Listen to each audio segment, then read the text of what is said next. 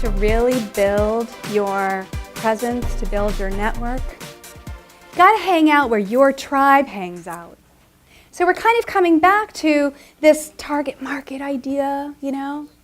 You got to be familiar with them enough to be able to understand where they are so that you can hang out where they hang out, and you can hang out where other people that serve them hang out, so you can build relationships. Right? Does that make sense? And so I hang out with my tribe all the time. I travel. I was in Orlando earlier this year. I was in Los Angeles a couple times. I've done local, events and things here. These are people who I'm friends with. These are people who I'm just getting to know. Some of my clients are in these pictures. And then we post these pictures on Facebook, because what does that do? It helps make me real to the online people. And you want to be real, right? I mean, you're a person. You're not like some digital address. So you've got to show that you're real. We're going to have Rachel come up in a little bit, and she's going to give you some cool social media tips and tricks. Like I said, she's our social media goddess on my team. So you got to hang out where your tribe hangs out. And if you look on page 6, you'll see that there's a sheet there. We're going to run through this really quick, and we're going to do it as a group. So page 6, I want you to think about right now, places where your ideal client hangs out. Think about that and write down a few ideas. Where does your ideal client hang out? At the gym, at a mom's club, at a networking event, at the local church? The wine bar. That's one of my hangouts. In fact, does anybody then we'll really dance. Places where my ideal client hangs out.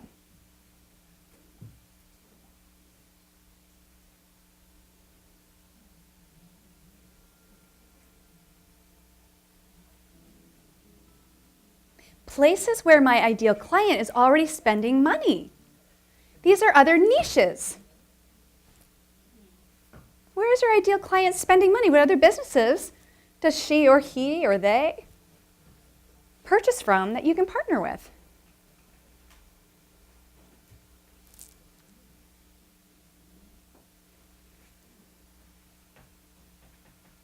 Don't discount online groups. Facebook groups, LinkedIn groups.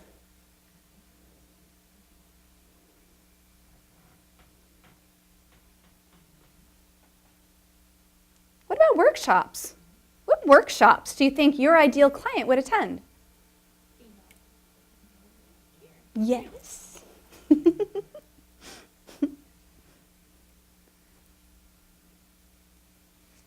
What hobbies do they enjoy? And if you enjoy those hobbies too, go hang out there. If you don't enjoy those hobbies, either go to see if you have an interest and then hang out there, or don't do it at all, because I always want you to be authentic.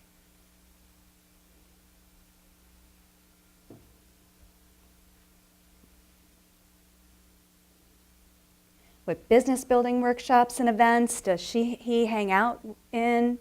Or other businesses that serve that person hang out at? And consider local networking groups. Here in the San Francisco Bay Area, we have amazing groups that meet every month. I'm a regular at the Goddess Collective, which is out in Oakland. I'm a member of the Bright Side of Life. I may actually join their leadership team. They're out in Pleasanton. In fact, Sahar Kordati, the organizer for the Bright Side of Life, is going to be here tonight on our expert table round table. So she's going to be here between 7:30 and 8:39-ish.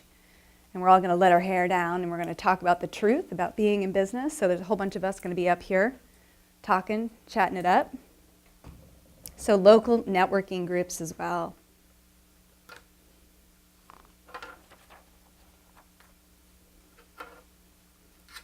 So now one of the sticky points for people is when I go to these things and I hang out where my tribe hangs out, what the hell do I talk about? How do I feel natural approaching somebody? How do I get into, what do you do? What do I do? Right? And so what a lot of people tell you to do is to come up with an elevator speech. A 30-second elevator pitch where you can just very quickly say who you are, what you do, who you do it for, and you have a call to action. Anybody here ever been in an elevator? Yeah, me too. So what happens in the elevator? Nobody talks. We're all like this. Don't look at me, don't look at me, don't look at me, right? Please don't do an elevator pitch, because we're about relationship. We're about connection. I don't want you to go to events and networking activities and scope the room and collect 500 business cards and be like, yes.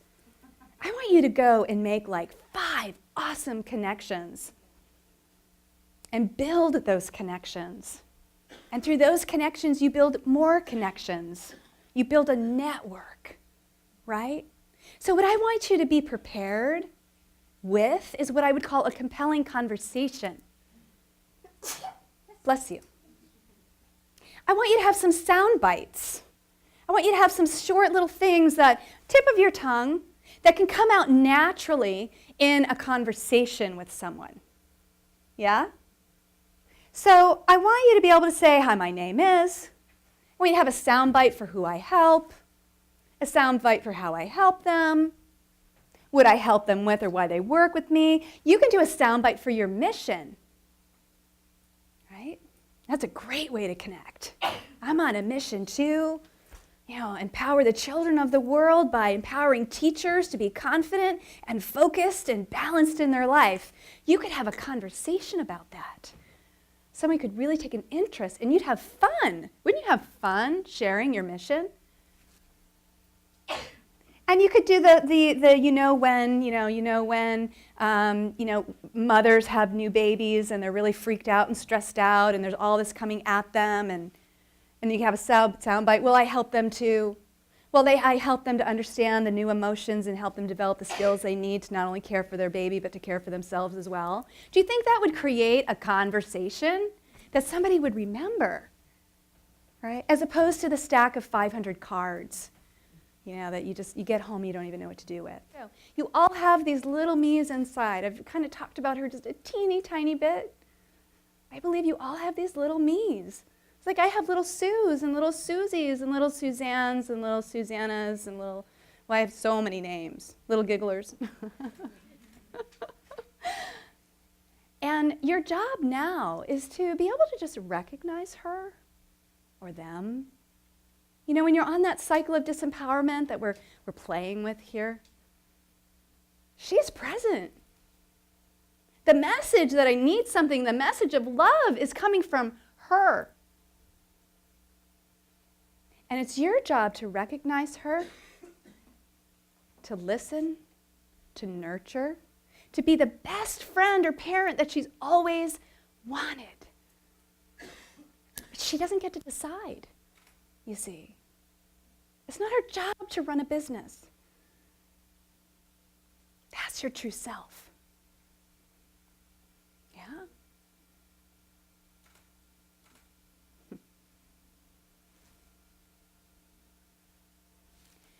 I think that's something that helps to make it easier when you're out meeting new people.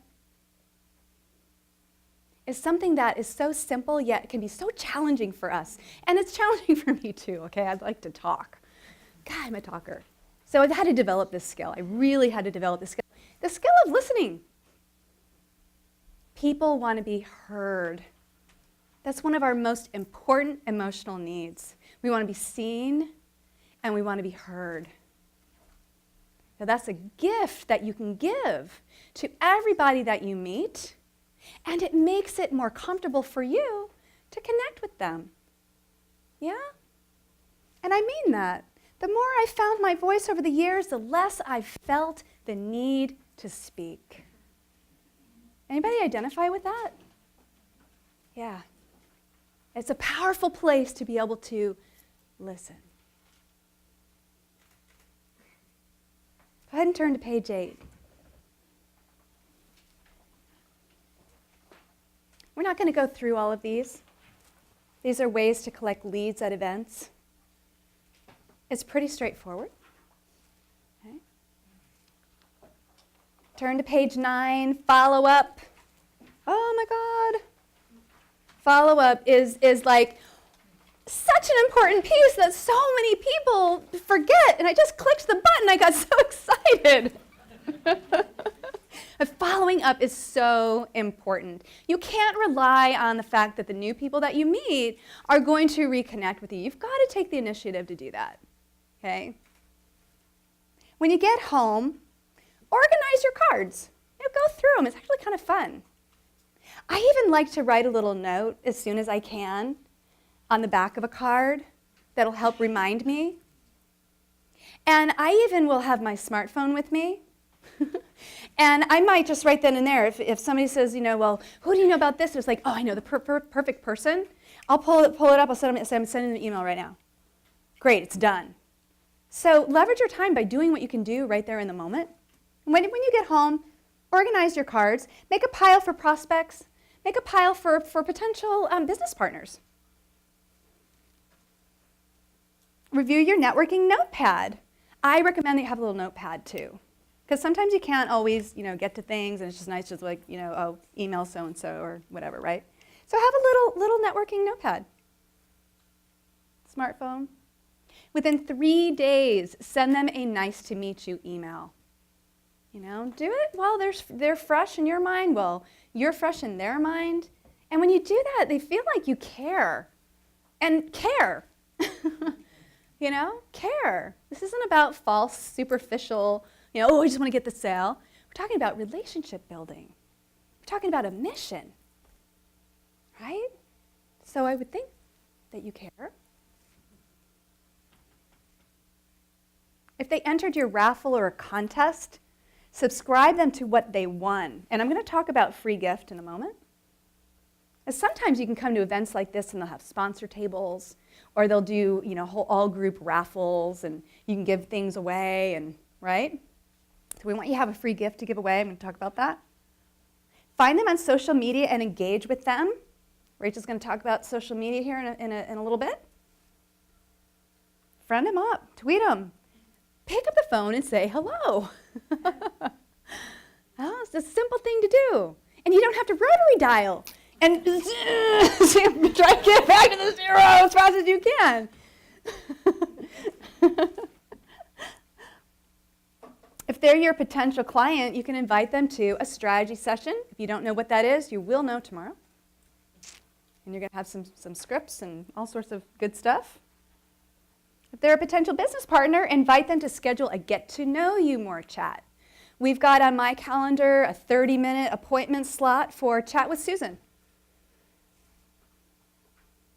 And they can sign up, or we'll schedule them, or they'll schedule whatever, and we have a 30-minute chat together. It's how I've met a lot of people, right? Lindsay and I came together at Kendall Summerhawks. She was doing the event photography. And somebody had said to me, Lindsay does headshots. Oh, I need new headshots. She was walking by, I reached out, I said, you do headshots? She said, yes. I said, I need headshots. She said, great. She took my card. She got back with me within like 2 days. I think I was even still at the event and she got back to me, right? And she does all my photography now. And she does the majority of our video. And she rocks the house. And she's also become a really near and dear friend. The free gift, okay? So this is a way that when you meet people, you have a way to get them into a place where they're on your list, and you can be giving them value, you can be serving them, you can continue to build the relationship with them. Is everybody familiar with what I'm talking about here with a free gift? This is a picture of what we currently give away on my website, and often when I'm out speaking or doing other types of things, we'll give this away. So it's how to unlock extraordinary business success, wealth, and well-being. Okay? It's a 45-minute audio that talks all about the importance of emotional intelligence within the new business paradigm for women entrepreneurs. I have more examples on page 10 of some other free gifts that we've done over the years. And what this does is it gives them value. And they get to know me better. I've given to them. And now we can build a relationship.